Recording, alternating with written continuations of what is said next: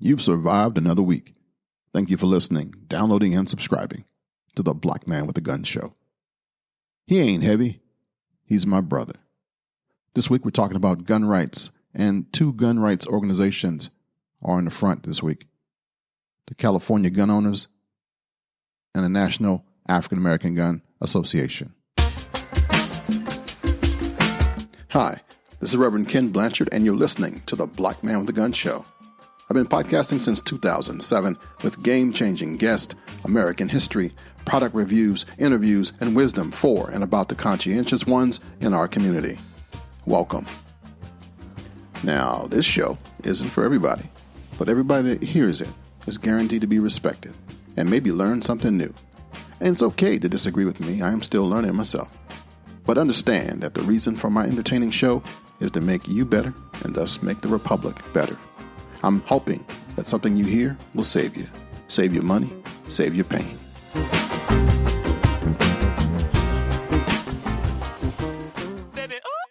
My country tears of thee. Sweet land of liberty of thee I sing. Land where my fathers died, land of the pilgrim's pride. From every mountainside, let freedom ring. And if America is to be a great nation, this must become true. So let freedom ring. Brothers and sisters, friends and family, first-time listeners, welcome. If you don't know by now, I march to the beat of my own drum. And my drum is freedom. I'm free to do anything I want, just like you. But I choose to do whatever will make this republic stand together. We'll defend the republic. We'll defend our people. We'll defend our way of life. We'll defend happiness, freedom, the Constitution of the United States. There is enough confusion and chaos and division in the world without me adding to it. So if I can help somebody along the way, I will. If you belong to a national, statewide, or local firearms group, and you are all about unity, togetherness, I will promote your stuff on this podcast. A well-regulated militia being necessary to the security of a free state. The right of the people to keep and bear arms shall not be infringed. The Bill of Rights was added to the Constitution in the form of amendments. The first 10 amendments to the Constitution, or the Bill of Rights, sets forth the priceless rights or freedoms that all Americans may enjoy. Freedom of religion, freedom of speech, freedom of the press, freedom of assembly, freedom of petition, the right to bear arms, the right not to be quartered, the right to equal justice, the right to own property, private property, and the right to enjoy many other freedoms, to travel, to work, to marry, to receive free education, to join a political party. Rights. The price of our freedom is eternal vigilance, meaning every day you live, every day you wake up, there is somebody in power, somebody that was elected, somebody in charge that's trying to take away your rights. They think they're doing you some good, or they're doing themselves some good. There was some lobbying done on your behalf or on their behalf to help their bank account. There was some lobbying on the purse strings. There was some lobbying done somewhere. Somebody is trying to take away what was guaranteed to us as American citizens. As soon as you become a gun owner, a legal gun owner, as soon as you become a citizen, the fight begins. You may have noticed it as soon as you decided to purchase a firearm. How all of a sudden you are one of them. Well, welcome. It's a nice place to be. We love our country. We love our freedom. We love life. After you decide to take care of yourself and to maybe buy a firearm for your own protection or recreation or to collect or whatever the reason is, you get put in another group of people. It's actually a nice group. We're not felons. We're citizens. And after you jump through all the hoops necessary for your state to legally own, and you seek training and you buy ammunition and other things to help you enjoy what you just bought, it's a good idea to join an organization, a political organization, a sporting organization, an organization that you can learn from. There are many kinds. There's the national gun rights groups. There's the local clubs. There's international associations. Clubs, groups, and associations are good things. You learn from other people. If you want to go fast, you go by yourself. If you want to go far, you go with a group. And to be fair, not all groups are the same. Right now, and last week, you heard me talk about the National Rifle Association, but there are other groups. There is the Second Amendment Foundation. There is the Gun Owners of America. There is the National Firearms Organization. There is the National African American Gun Association. There is the industry group called National Sports Shooting Foundation. There are local groups in every state, like the Virginia Citizens Defense League, the Arizona Citizens Defense League. There's Georgia Carry. There's Florida Carry. There's the Illinois Rifle and Pistol Clubs. There's the New York State Association. There's the 10th Cavalry Gun Club. There's the Urban Sharpshooters. There's International Association for the Protection of Civilian Arms. There are a lot of groups out there and clubs. Choose wisely, but choose one or two. Join as many as you can, because it all helps our side. Hopefully, they work together. At one time, I wanted to start a national group. Well, I actually did, but I had another thought to do something even bigger than the 10th Cavalry. And I thought, no, I'm not ready for that, and I'm not that guy. I got just big enough ego to know that I shouldn't be doing that stuff. I know where my place is right now.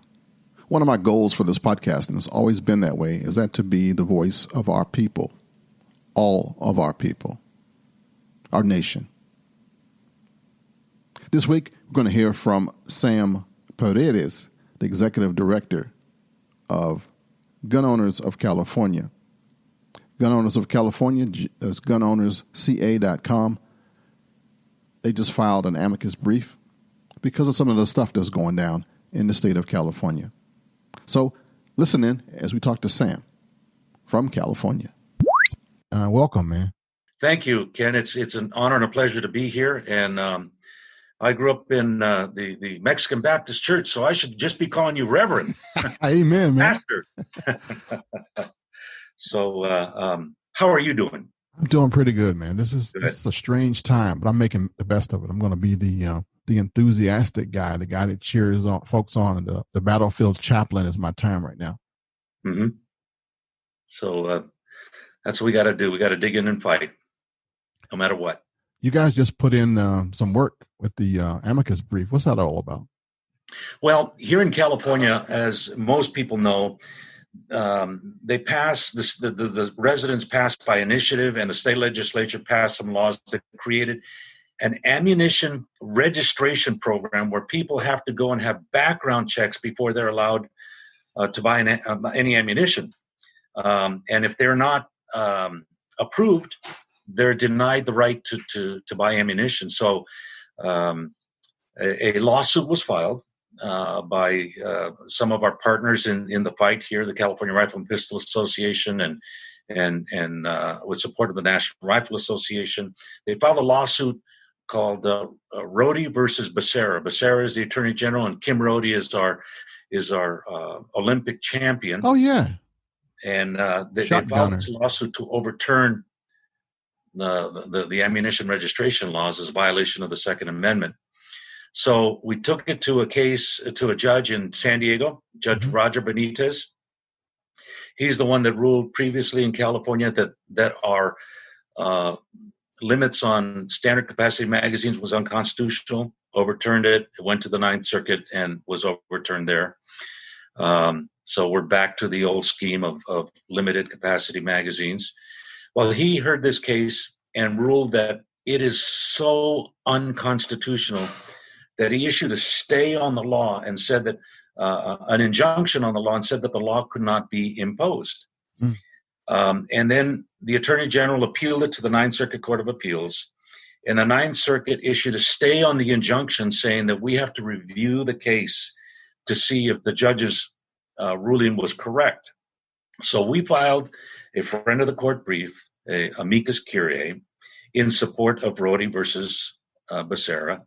And what we said is that the arguments that the Attorney General of the state of California used to justify the overturning of the elimination of this law were absolutely, totally wrong.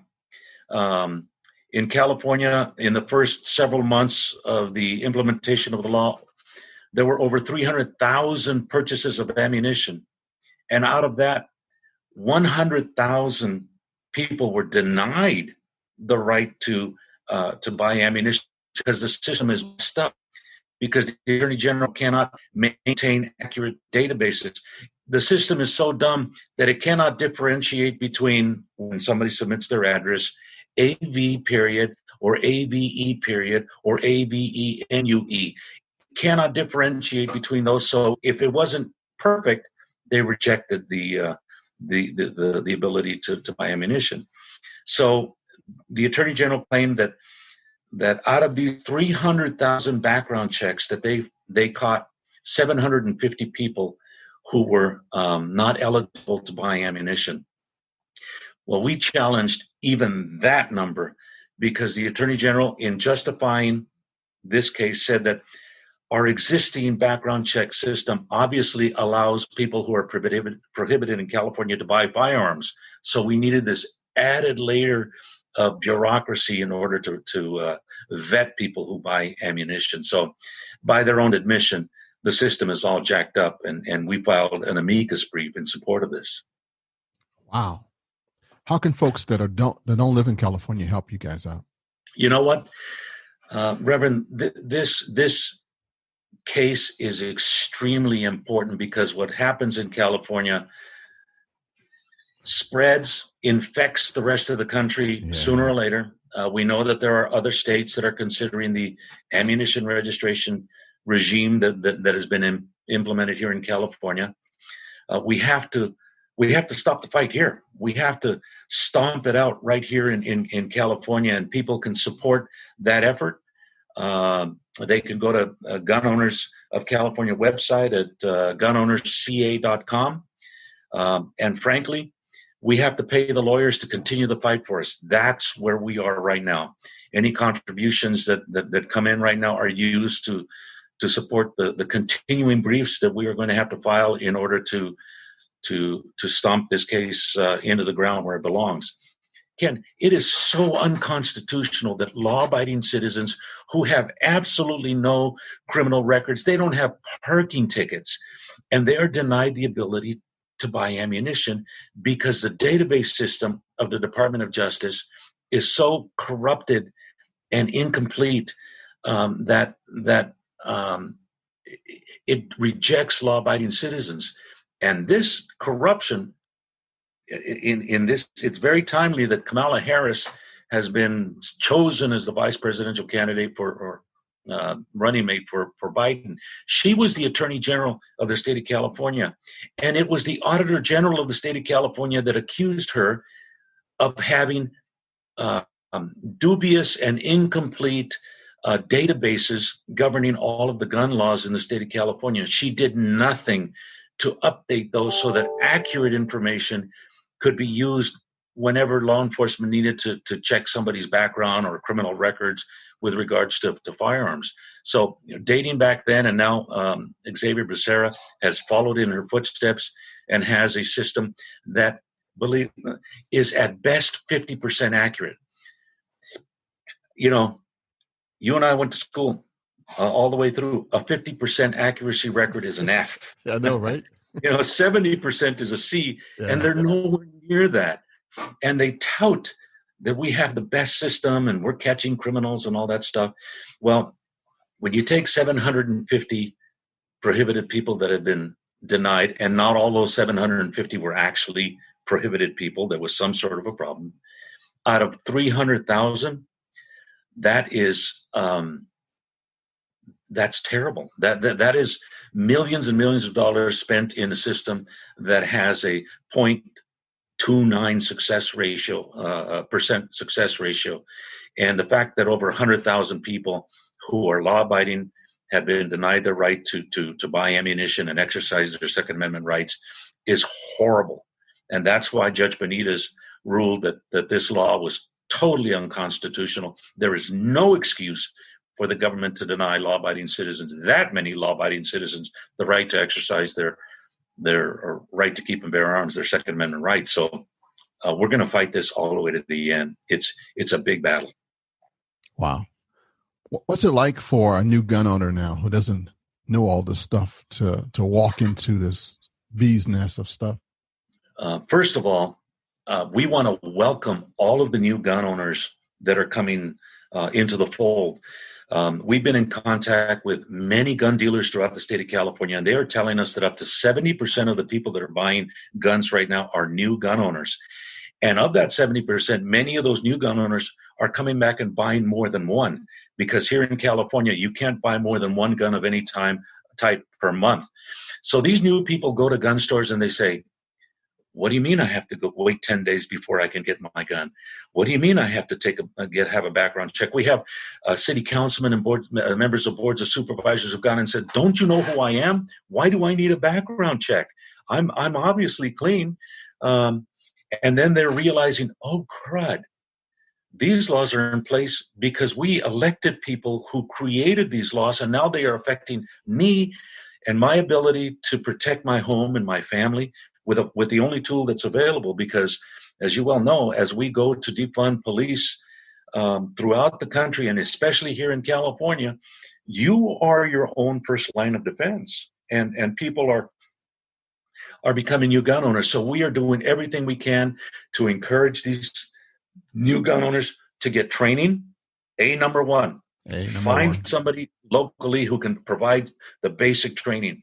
We are working on our own and with other organizations to provide basic training principles online, so that at least people have something that they can read. They know the 4 principles of safety, firearm safety. They know the basics of shooting a gun and handling a firearm and storing a firearm safely. That we need the help of every law-abiding gun owner that's in the fight right now and is informed.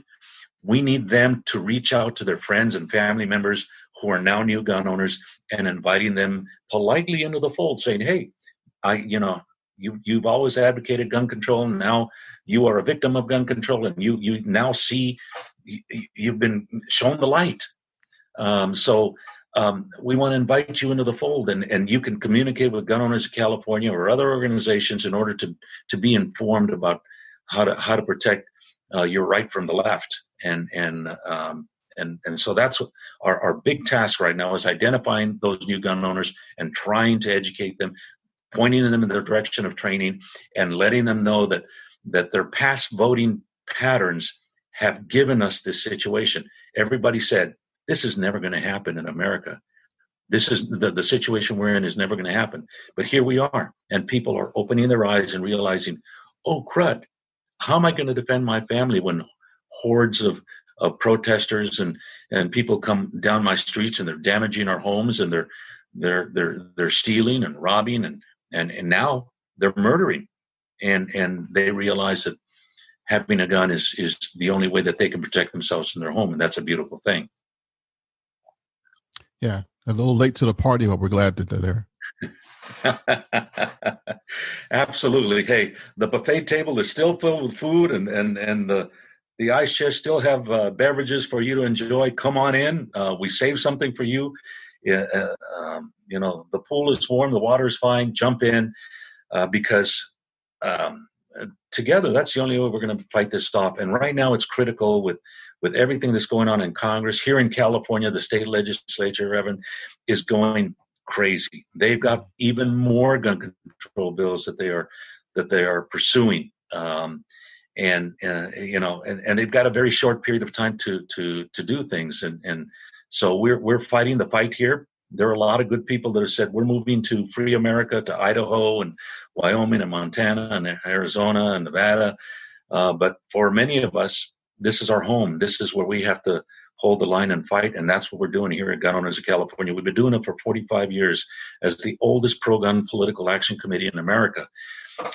Yes, there are organizations that are older than us, but we started the first political action committee back when Congress in California passed the campaign finance laws, and we've been in this fight ever since. And if not for our efforts in cooperation with our partner organizations, I hate to think where we would be with our Second Amendment rights here in California. I mean, we'd have total gun bans. We'd have Worse than what we've got right now. So we're engaged in the fight, and because of people like yourself and the audience that you have created, we're able to share that message and let people know, black man with a gun. Here's a brown man with a gun, man. We are brothers in the fight, and we're going to stay engaged. It's not, and don't think it can't come to your own state. It's spreading like a disease, like an infection, like a virus. And we all know how quickly and how badly a virus can spread. And it's happening right now with your gun rights. So you need to be involved. And the only immunization out there is to fight to protect your Second Amendment rights and become armed and informed. Well said, my brother. Well said. One of the things that I want to make sure that happens on this podcast is that everybody who's in the pro-gun fight might not have a podcast, might not have a blogger or a person who can amplify their message. You got me. I've been here long enough to know that I can use my voice for something other than singing bad songs. So I want to spread the word and share, because there is one fight, one battle, one nation, and we can do it if we do it together.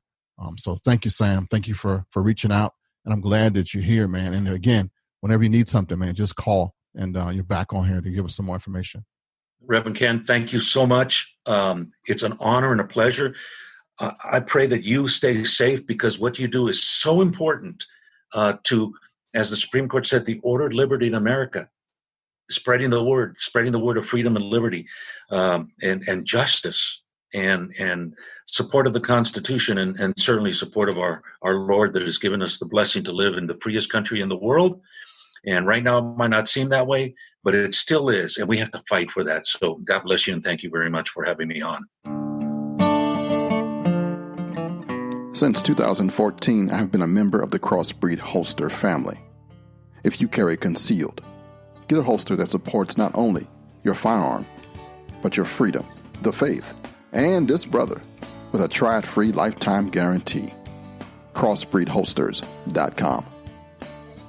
Crossbreedholsters.com. All right, next up, we're going to talk about the National African American Gun Association. They were created about 5 years ago, and they celebrated their 5th anniversary during Black History Month this year. Phil Smith is my guest, the president and longtime friend now of the National African American Gun Association. It was established as a Second Amendment organization that educates and trains the African American community on a rich legacy of gun ownership, offering education, training, support, safety standards, and cultural inspiration. One thing about Phil is that he is goal-minded, organized, and wise. NAGA will succeed. It is open to all religious, political, social, and racial backgrounds, and he's doing it right. Please welcome the president of the African American Gun Association. All right, thank you. Congrats on the 5 years, man, on hanging this thing through.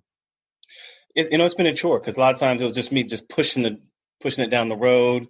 People are like, whatever, and we've had some, as you know, I have to tell you, because you've been doing this longer than I have, you have some benchmarks that you meet, and then you get over that hump, and then you can kind of see the real highway down a little bit further. Not a lot, but just a little bit.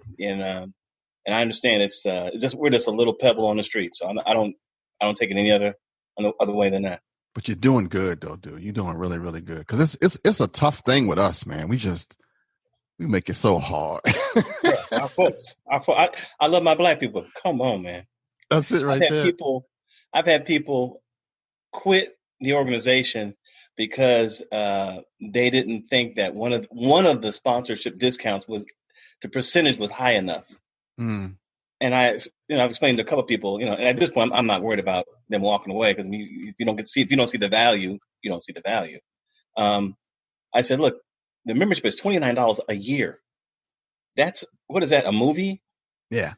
I mean, we placed it so low. Less than $3 a month. Yeah. Yeah. And the newsletters and all that kind of stuff. But you learn. I'm learning that sometimes you're not going to make everybody happy. You told me this a long time ago, and I listened, but I really didn't listen.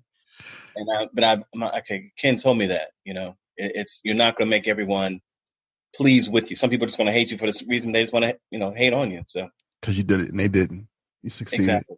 That's the part that kills me, man. When I look at the movie Harriet, there's so many other like messages in that movie.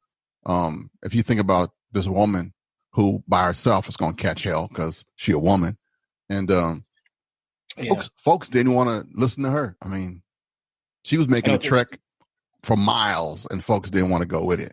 Just. Mm-hmm. Yeah, it's crazy. I mean, sometimes when you have to get over whatever you're getting over, your own little insecurities or biases or prejudice, and say, look, I don't care if she's a woman, alien, whatever. She knows what she's doing. So, yeah. Yeah. But the good news, though, your website is kicking, man. Your website is really, really good, though. You like the website? Yeah. Website's clean, informative, has everything people can find. I mean, there's no excuse. You want about us, about the organization, about the mission. It's all right there laid out, right? Nice and good. Yeah. I got a guy off a site called Upwork.com. And I went through like 5 or 6 developers, web designers, yeah, like you, I'm sure. And this guy out of Ethiopia, he said, "Hey, Phillip, just give me a shot. Don't pay me, just give me a shot." So I went back to the executive team and I said, "We got this guy in Ethiopia." Like, what? I'm getting paper thrown at me in a meeting. I'm going like this. I'm walking out. I'm sorry. And I said, "Let's just give him a shot, see what he does." And when that brother came through with his first draft, people were like, in a discussion. Yeah. So he's been doing pretty well. So tell me about Nest. Nest was awesome in the concept because you're going to do what everybody should have been doing anyway. The most important thing about any organization is communication. The most important thing in any relationship is communication. Correct. The drum was a feared thing. And here you got this thing where you're going to actually open it up and let your folks talk to you and ask questions. And what happened? Yeah. And I was giving the whole story behind Nest. Okay. It happened probably about 2 months ago, 3 months ago. Mm-hmm. I started looking at kind of like everybody was looking at the lay of the land. And I'm a father. I'm married. I'm a husband, just like everyone else. And I see this apprehension out there. And a lot of folks just don't know when a pandemic hit. Just a lot of uneasiness. The shortages going on, some mob violence or possible mob violence in certain areas of the country, or certain little flashpoints. Yeah. And people were like, kind of just uneasy. So I said, you know what? I see some other communities and some other organizations that are a well-oiled machine. They've already went ahead and bought land. They bought food supplies for years. And I want to emphasize that years. Yeah. They've got warehouses. They've got ammo for just in case somebody tries to bother them, raid their place. They have farms, working farms. When I say working farms, I mean they've got rotation of crops coming in and out. Yeah. That's water functional. Sources, all that. Water sources. So they're set. If the pandemic hit tonight or today, they just simply lock their house up and drive off and they would be good permanently. We're not in that place. Yeah. So I said, let's start an organization within the organization that focuses on crisis and crisis only. A nest is not a chapter. Now you can have a nest within a chapter, but a nest is addressing an emergency situation. And I use the analogy of a chapter being a hospital. Okay. Functional, well-structured. You have monthly meetings and all that stuff.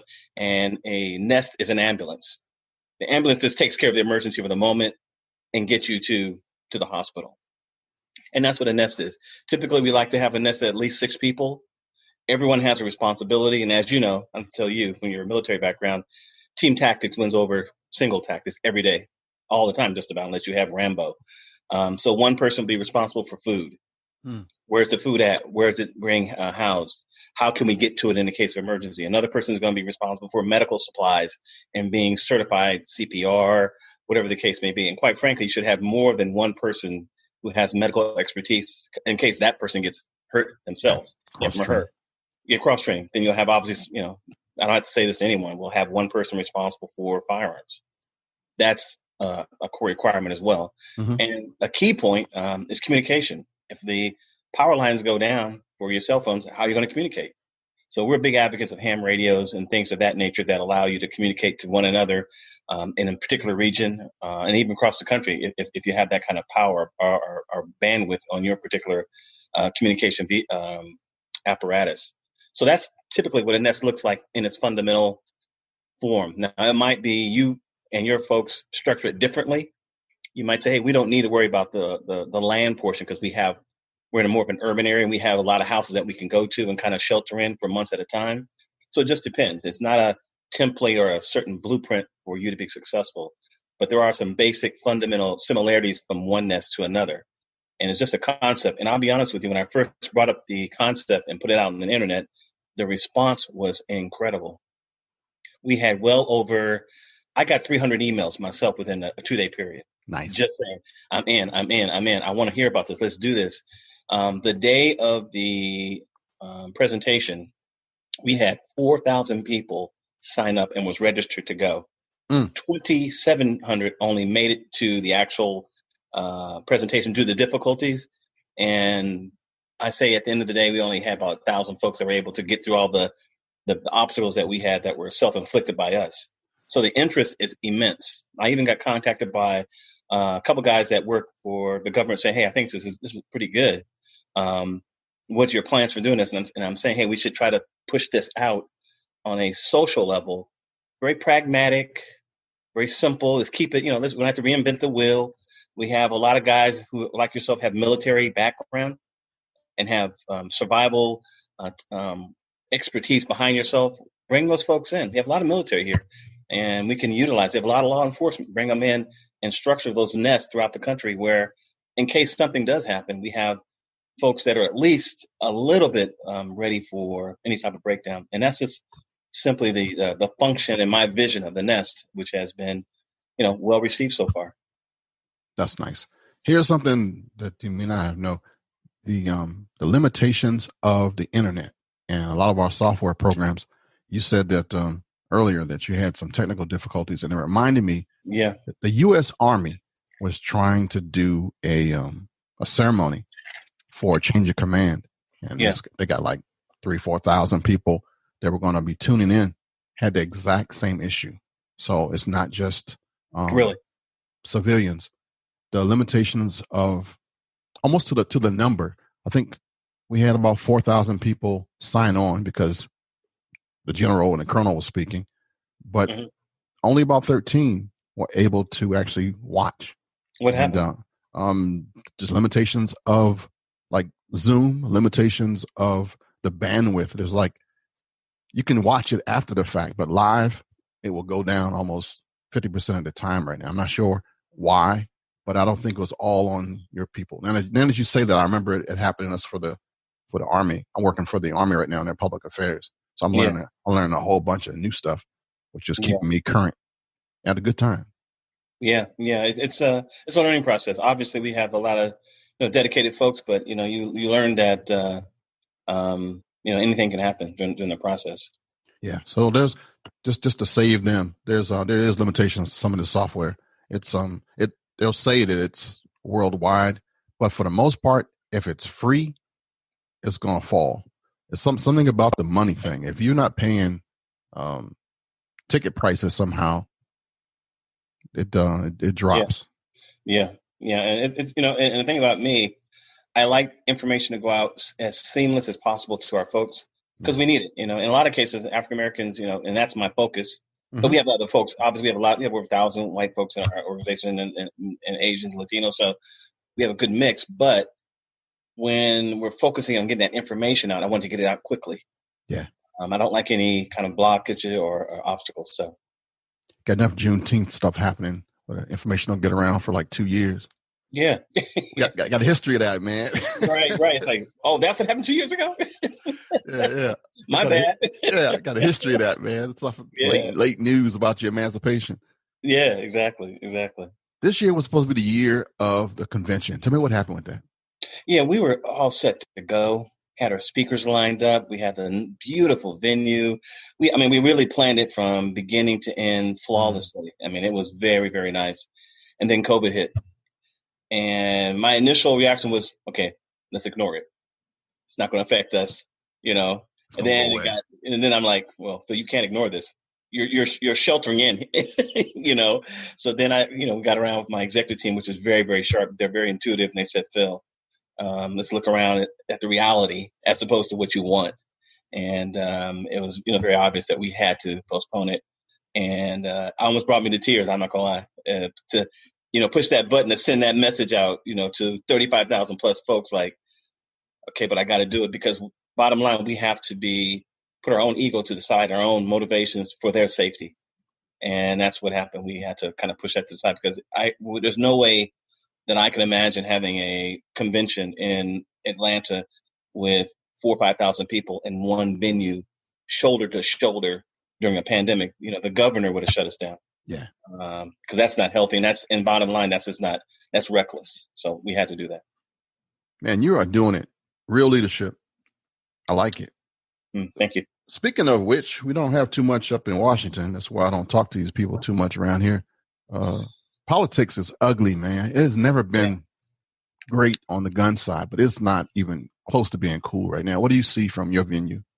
I think we need to watch it. It's getting to the point where you used to have at least a balanced discussion, but now it just seems like the odds are getting larger and larger. Where most folks outside, at least the South anyway, where I'm at, they are looking at guns in a very negative light.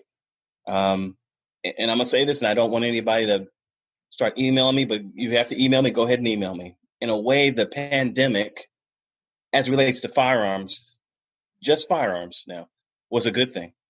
Because now you had millions, not thousands, hundreds of thousands, millions of folks going to gun ranges and stores and saying, look, I need a Glock. I need a Mossberg. I want shotgun. I want something. And a lot of those folks were 4 months, 5 months ago, staunchly against guns. Guns are bad, blah, blah, blah, And I've got probably 5 or 6 emails a day during that initial rush saying, hey, Phil, I know we've had discussions in the past because I try to be intimate with my membership. I have friendships and debates ongoing. Hey, Phil, I know that I said that I would never get a gun, but I went ahead and bought one, or I'm about to go buy one. Hey, my family's just a little nervous. So in a way, the pandemic really rejuvenated that discussion with firearms and gave us somewhat of a boost. In a way. Yeah, they say there's no atheist in a foxhole. Yes, I know. Now some people say, Philip, that's you're talking about hundreds of thousands of lives that are dying, and I respect that, and I understand that, but I'm not trying to diminish anyone's life. I'm just talking about the effects of the arms debate. I totally agree with you.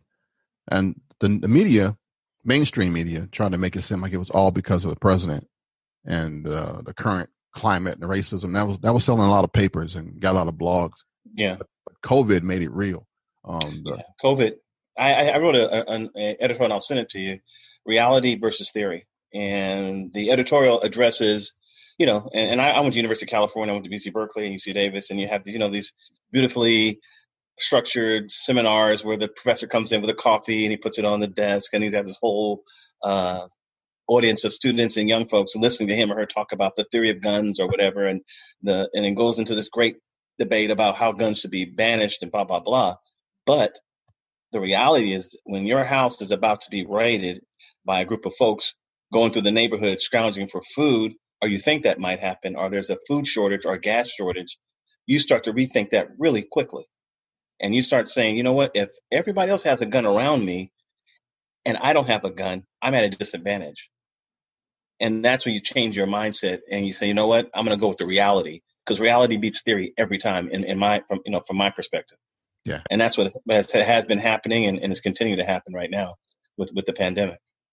Yeah. Philosophy is cool when you got like labs, but when you're like stuck somewhere, you want the real deal. Yeah. Totally agree with that. Challenges for NAGA now. What do you got? What's on your agenda? What are you going to try to push next couple of months? Yeah, as you know, I'm an HR consultant by trade, and that's my history. So I look at everything from a consulting perspective. Long term, I love to strategize. I think that's my strong point. That's how come y'all got this far. Yeah, exactly. I think so. I had a little bit to do with it. Yeah. I think that. Thank you. We're at 35,000 now. Oh, that's good. If you call me in 3 years and say, Phil, where you at number wise? If I don't say 100,000. I want you to be mad at me. Dig it. Because we should be at 100,000 within 36 months. Okay. Last year, this time, every day, we probably had 5 to 15 people, maybe 14-ish joining every day. Now, on an hourly basis, we're getting 5, possibly 10, 15 people joining every hour. So we've exponentially blown that out. And we're just starting to market using marketing. We're just starting to advertise. We're just starting to really push those different avenues and channels, which are allowing a lot of people that don't know about us to know about it. So that's the first goal: push the membership up. Okay. Now, your second question is probably, Phil, why do you want to grow the organization so large? Well, the larger your organization is, the bigger your footprint. And for me, the bigger the footprint, the more you can affect and change your community or communities nationally as it applies to how you think when you think of guns, that narrative. And my goal is to change the narrative within African Americans as it applies to firearms, because too often we have been eating this stuff by some politicians. I'm not going to go with either side saying that guns are bad and we need to banish them. And I'm just a firm believer that we need to keep guns in every household for African Americans, because we should be the most Second Amendment-minded group of people in this nation, bar none, based on our history. Totally agree with that. Let's see. I hit you with 5 questions, and that's enough for one day. When we conclude, I'm going to give everybody all the stuff about how they can join NAGA, the National African American Gun Association, and celebrating their 5 years this year, and still doing it during the pandemic, still under the leadership of the mighty Phillip Smith, a really good dude. And man, I'm glad, because see, when I started the 10th Cavalry 20, 30 years ago, I did not have. You were a pioneer. You were one of the first. But I'm a guerrilla tactics dude. I'm good with a company. I'm good with a platoon. You're talking about a whole armed forces by itself. So I didn't have a Phil Smith at the time. I needed you bad.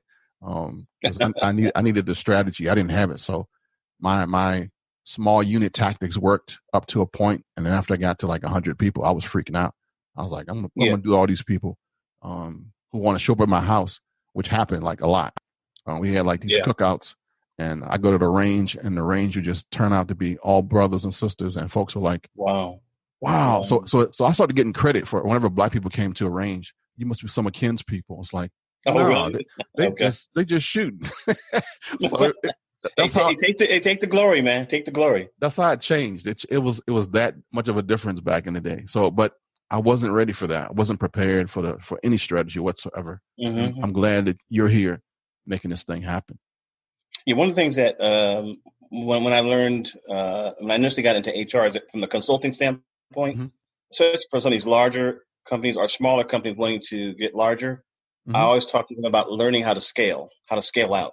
You might be at 100 people now, but you want to be at 50,000 in 5 to 6 years. Nice. How does that look? And that's one thing I've tried to implement within and implementing, because it's a ongoing process, ongoing learning process. How do you do that? And you do it by putting strategic people in strategic places, and having a blueprint that allows you to expand without bursting. And when I first got into firearms, I'm just going to kind of go in a different direction, just if you don't mind. No, go ahead. When I first got into firearms, one of the criticism, and probably still is criticism to a point, people would come to me and say, well, Phillip, you don't have a firearms background. How can you grow and even start an organization about firearms when you yourself don't know anything about guns? And I always would correct them from a consulting standpoint. You can be highly successful and strategic, and that's my essence, as I said before, and not have necessarily a background. What you have to understand is the marketplace and understand the people that you're trying to assist. Yeah. And I would sit down with anyone at that time and say, this is what we need to do. Let's address those flashpoints in our community, which are very basic, and I'm sure you already know them. They want to learn about guns. They want to feel comfortable when they go to the range. They want to get some value when they go to the range. And if you can duplicate that process from chapter to chapter over and over again, and it's a basic blueprint, you'll be successful. And that's all that we've done thus far. Now we're adding, obviously, the history of the arms, Black arms, in terms of educating our folks and bringing them some levels of pride that they didn't previously probably knew about, which is stuff really right good. there. And also the emergence of Black women, which are dominant in our organization. We're 60% African American women to this day. Yeah. So we have to be cognizant of that as we're putting together all these segments that we want to fit like a glove, scaling out. And we've been able to do it so far. We obviously have a lot more improvement that needs to be done. But if you can't scale out your organization and be technically savvy, as we're learning, as I just learned last Wednesday, you can have some pitfalls. But we got a long way to go. We've done a little bit so far, but I can see us doing a lot of big things, and for the next 5-6 years. Good on you, man. How do you handle some of the negatives that are out here? I'm gonna say this, and I don't want you to think I'm crazy. You can't be totally dismissive, because there's always some truth in that. When somebody has a complaint, and I'll be specific. If someone says, "Hey, Phil, I think you should get into politics," well, that's not our focus. But he or she may have a point, meaning that I think we need to get into politics because some of the urgent situations that are out there. Black men applying for CCWs in numerous large numbers and getting turned down for no reason. They got good credit. They got a good job. There's no reason why this Black man or Black woman should not have their CCW. They need help. I think we should be there to help them. But I want to stay out of the political realm if that's the criticism, because I don't want to get into backing candidates, because we have Black Republicans and we have Black Democrats. We have libertarians in our organization right now, independents. And I don't want to favor one side versus the other. One of the reasons why we've been very successful thus far is that we have a big tent perspective, meaning anybody can come to us. Black, white, Asian, Latino, Black Republican, Black Democrat, and you're home. You're part of the family. I'm going to hug you up.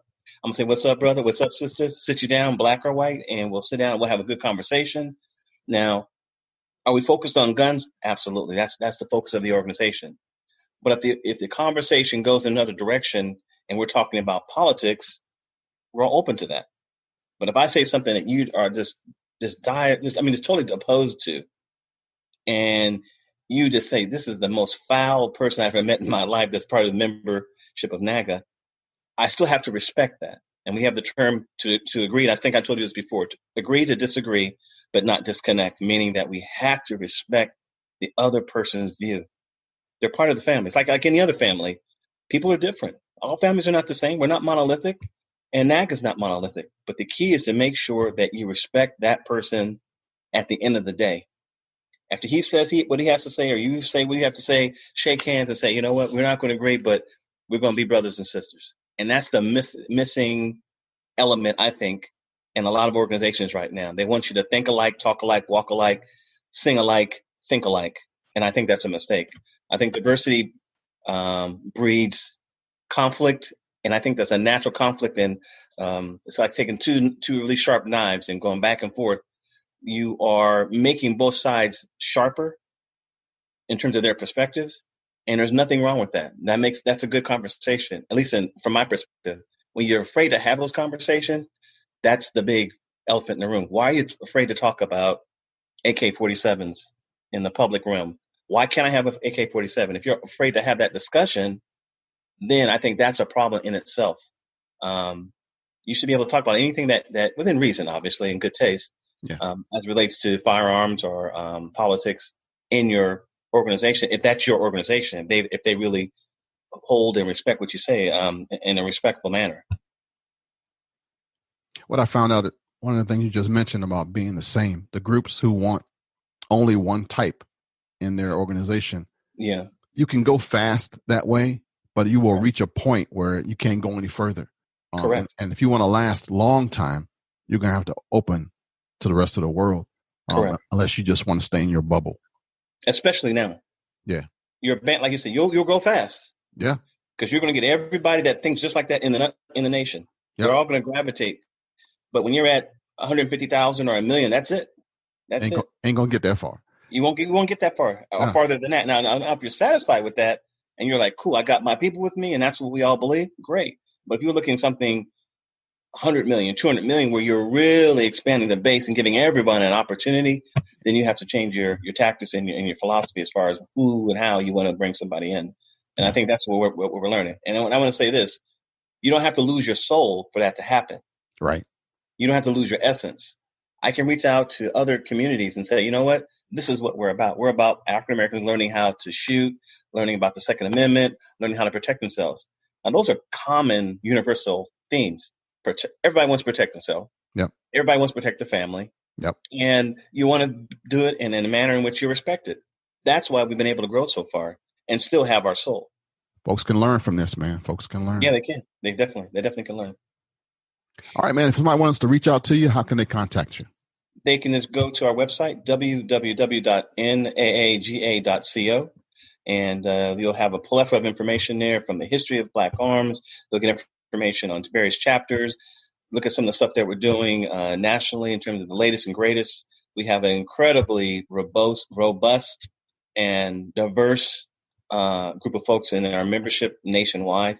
And we just welcome anybody that wants to join the family, as I said before, and get in there and help out with getting the message across the country about our organization, NAGA. Amen, brother. Amen. All right, thank you. Thank you, Ken. Man, thank you so much. They have tried to divide us, but you're held strong. We have neighbors and family that don't know how cool you are, but I do. Help me and support this podcast. Help me be the goodwill ambassador for our side. Nobody likes to start over. Together, we can do this thing. Go to patreon.com/blackmanwithagun. Did you get it? patreon.com/blackmanwithagun.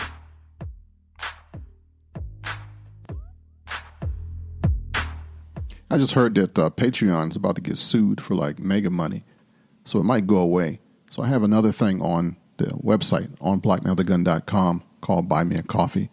If you would like to help that way, then you can go to the website and contribute as well. You know, there's a very old song called He Ain't Heavy, He's My Brother. You know, our family trees are not the same. We both have a different mother. And yet I'd probably tell the world that you are my brother and my sister. Thank you for rolling with me. Thank you for being a part of my life. Thank you for allowing me to do this for so long. If there's anything I can do for you, feel free to give me a call or send me an email. I am just that close. I'm the one that you can talk to. I'm the one that you can reach. If I ever get too famous that I can't be any earthly good, somebody slap me. Oh, snap. Feel free to share this show. And if you like what you heard, please support this bro. Now, just in case nobody has told you this today, I love you. And there's not a damn thing you can do about it. Until next time, shalom, baby. If I can help somebody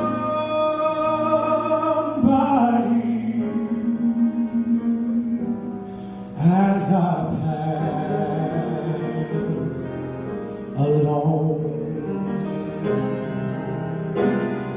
if I can cheer somebody with a word or a song, if I can show somebody